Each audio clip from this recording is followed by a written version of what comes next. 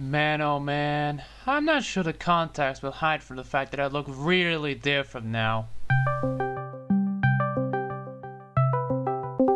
Hi, Sassy.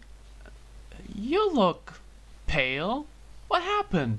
Oh, nothing. I'm still the same old Sassy as last year. Same old outfit, same old hair, only red. Same old skin. You're hiding something, are you? No, I'm not. It's just body paint, nothing else. I'm just preparing for the next recording. Well then, I was scared you got infected or something. Speaking of which, due to the whole pandemic stuff, my producers told me not to travel back home for weeks, if not months.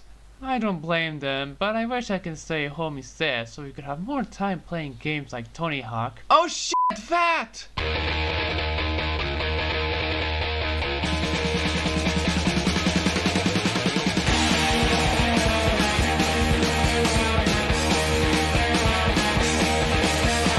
Tony Hawk 3, where the N64 version came out after the GameCube version. Huh.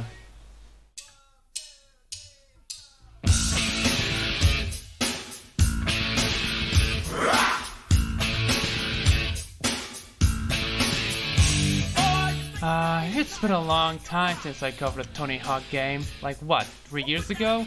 Yeah, I'm not some square-eyed twat after all.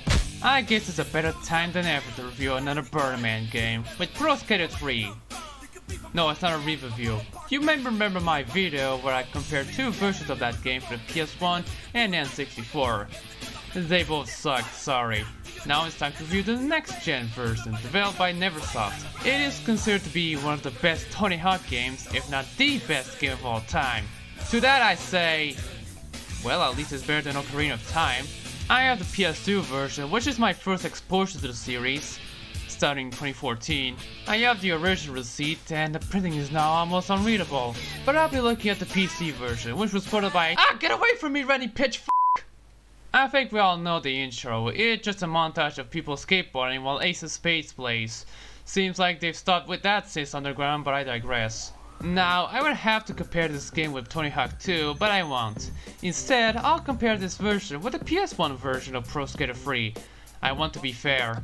I'm gonna refer to the PS1 version as the Sheva version, while the PC version will be referred to as the Neversoft version.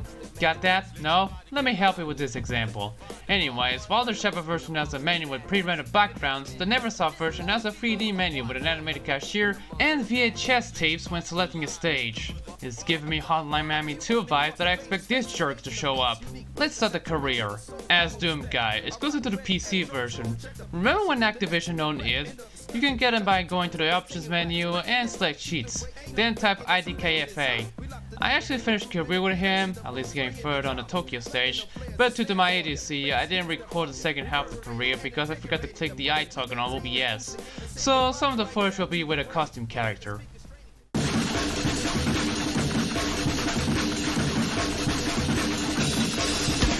The first level is the Foundry, where you have to activate valves, grind molten container, and start the inspector, as well as other stuff.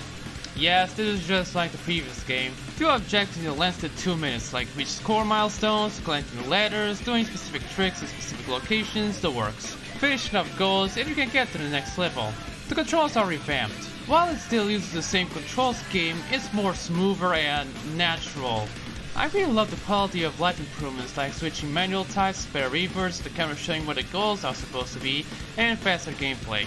The Shava version feels stiffer than my SFM animations, like the spins are slow by default, and the reverts are inconsistent, like I somehow ended a combo just as I was about to do a manual when I didn't want to. Also, the Neversoft version doesn't have the annoying big drop mechanic where you have to press the ollie button as you land to not bail. I really hated that in the second game, as well as the Shava version. Seriously, why was that a thing? I am way more used to these controls, even better once your skater has better stats. One complaint I have is that it isn't common to do life tricks. You have to be precise on the lip button just as you hit the top of the quarter pipe, otherwise you'll grind. The Shava version has the same issue, plus having to hold the button while doing it, which the Neversoft version rectified that, thankfully. But yeah, it's easy to learn yet hard to master. I have an erratic playstyle as you can see here. I'm sure I'm not the only one with that. Instead of paying for upgrades, you collect these stat badges in career mode so that you can improve your character's skills at the end of the session. What a more difficult way to upgrade, but still, you might be able to finish the game without even needing to upgrade most of the stats. Well, you may try beating it with 0 stats if you're high.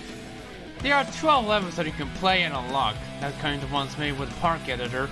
At first there's only like 8 levels on the selection screen, but you eventually unlock more than that by doing some tedious tasks most of the time. I'll get to that. The maps themselves now have NPCs wandering around, or saying some trash while you pass by. Sure, the various level in Pro Skater 2 has the bounce, but they act more as static objects. Because of that, it brings a new layer in the objectives, like taking out thieves, moving the kid's tongue from the frozen pole, getting an axe to the Fin Man, and others. Sure, the essential NPCs are just there to be objective markers or whatever, but they prevent the levels from feeling empty, alongside regular bystanders and roaming vehicles. The stages are quite great. It's mostly skating around improbable places, like the aforementioned foundry, an airport, the forests of Canada, no need to specify then, a haunted house to the suburbs, and the kind of quick destroyed LA. I still really love the levels so much. Neversoft never fails to make a fair and balanced map full of fun stuff to do. However, I have some issues with them. I don't like the spot in the airport level with the flashing lights. I'm blind now, thanks Neversoft. That screaming asshole wanting help in LA is driving me nuts, but at least you can shut them up after you save them. I don't like the guy visiting the cannon level. I think that's pretty much it. Oh wait, the NPCs can also be jerks as well. Don't get close to them, especially guards and the women in the airport. Otherwise they'll slap you, ending your combo and wasting pressure seconds in the process. Yeah, I have nothing majorly bad to say. It's just that good. You'll eventually participate in the competition level, where you must do tricks to keep the judges happy without building in 3 ones with 1 minute each. Best 2 out of 3, and you must reach the podium to progress. In the real level, you can just do grinding laps. No one's gonna eat you up for that. But if you're really good at this, you can just do some tricks and a few special ones in less than 5 seconds in 2 runs, and still be in the podium. Who would have thought that competition would be so broken? Hell, you can basically finish a character's career mode in under 10 minutes. Maybe even less than 5 if you're God. Yours is way better than God. You couldn't even do a competition level without failing. You hold a grudge against God for that or something? I made that claim up though, but I do hold a huge grudge against him. No wonder I'm a fallen angel. Still, it's better to live in hell than to be annoyed by transphobic angels constantly. Speaking of which, unlocking all the maps, including the 3 THPS ones, and all the characters, required to get all the golds and win the gold medals 10 different times. And honestly, it's quite a chore to me. Getting some of the goals are easier said than done. Having to find that one darn pumpkin to smash, impressing the goals at the ship, getting the skate letters as a vert skater. Hell, even trying to reach that milestone can get frustrating since you have a 2-minute deadline. It isn't required to do all of them in one session. You don't need to do a goal you complete again like most if not all T-Hawk games, which is always a relief, but still, I'm not a pro on this. But if you don't want to be a completionist, you can just cheat. Yo homies, it's time for a road trip!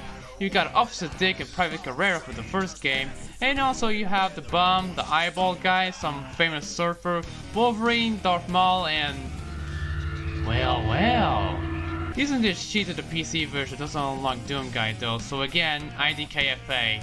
The creative stuff are still here, and it's quite basic. You still have Creative Skater, which is a bit lackluster compared to later entries. It's a lot like the previous game, and there aren't enough hairstyles for women, but at least you're gonna have custom female skaters. Hey, remember this part in my THPS 2 review? I seem to play as female characters in games recently. Is it because I wanted to be a woman? No, I just like playing as them, that's all. Ha ha ha, how hilarious that was. Creative Park is much better, although in the PC version it's all keyboard driven like the first track menu. While you can use a controller, you can't move the camera for some reason. Still, it's alright. I made a few products which are as lackluster as my self-deprecating jokes. I hate my PC because it doesn't let me read the instructions on the loading screen. Stop being so fast! Graphics may be there, but still pleasing to the eyes. There are a few oddities in a PC version like this, and the game shouldn't be played in widescreen, but other than that, they really do look good. I've got nothing to say. Audio is memorable as well. The special tricks thing, the grind sound, the goal sound, these just sound really good. The licensed soundtrack, which is a time capsule of 90s culture plus a few classics, is really good as well. Even if they're quite earwormy when you keep hearing them loads of times. I blame Body Jar, CKY, Murrowhead, and even Dale the Funky Homo Sapien for that. What a mouthful. You gotta wash your ass if you must. You gotta wash your hair if you must. You gotta brush your teeth if you must, or else you'll be funky. You forgot about the hands! What can I say? This is one of the best casual games I've ever played. Either just going to free skate and do whatever it pleases you, or trying to beat your own score, or be one of the first online games for the PS2, even playing with friends from around the world. Which unfortunately the servers got shut down. It's pretty much the second game, but there are a lot of improvements that are taken for granted. Really, nothing can top this. Can it? I'm living in some hard times right now. Due to this whole mess, I have to make drastic measures like washing my hands properly, never touching my face, practicing social distancing by staying at home for a long time, maybe rationing my food, sleeping during the day. Okay, that last one has nothing to do with the outbreak, it's just that I'm now a vampire, and I really need to drink some of that sweet human juice. And blood. Too bad it's 7 AM. I wish I had a coffin.